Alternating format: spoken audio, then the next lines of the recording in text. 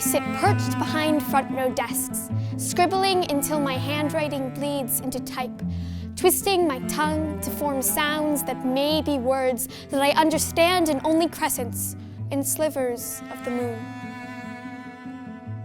I speak in ellipses, in the spaces between sentences, in the silences that are unbreakable and already broken. My utterance is not America, layered atop the language of my grandmother's lullabies, nor is it of the land she used to sing about, cradled on a distant shore. It is something in between. There are songs that have been scrawled onto the insides of my eyelids, melodies that have perfect words that turn my tongue helpless. I write poetry in the margins of my school papers, lamentations, epics co-authored with Google Translate. I erase, watch the rubber shavings dance away on wind's wings. The bits of pink weave themselves into another sunrise, always to another prayer, always to words again. When I was little, I asked my mother which language to pray in. She said the language of my heart, but I still don't know which one that is. Sometimes, when I'm singing, my consonants are perfect, figments of moon in my palms, and in those split instants, my prayers become flags that meld into my back, wings that fly me home until they fall to half-mast again. Because I speak in ellipses, in the spaces between sentences, in the silences I cannot fill, in the words I'm forgetting, in the places I come from, in the land that I long for, in the one that I live in the prayers stuffed into crevices, in the silence of the summer dew on the fields, in the whisper of the orchard winds, the olive trees, in the echoes of home. I speak in her lullabies.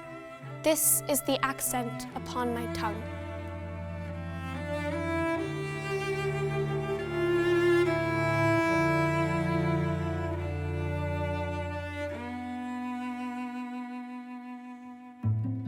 I've always had a very difficult relationship with Hebrew. It's a very important language to me.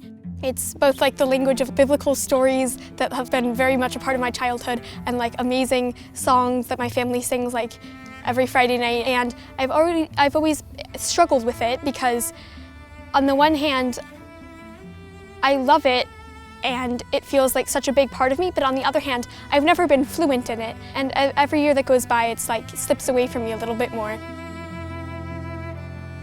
It's part of something I long for, but it's kind of always out of reach.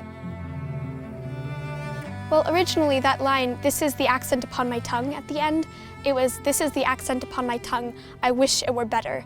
And actually, as I wrote and rewrote the poem, the "I wish it were better" part got cut off, because a lot of us don't have the privilege of speaking a language that is like the language of our heart at home. And a lot of us just sit on the edge and we kind of grasp at it. And I want people to realize that whatever accent they have, even if it's a half accent, is a beautiful accent. And like the words they know are beautiful and they should keep pursuing that language, and if it's special to them and it holds that place in their heart. Poetry is communication in the rawest of forms. I feel like it really lets us give each other a window into each other's worlds, and we can see each other for a second. And in a world where we're really trying to learn about each other and treasure what makes us different, poetry is such an amazing tool for that. It really like gives us a view of somebody else and lets us see almost exactly where they're coming from for the length of a poem.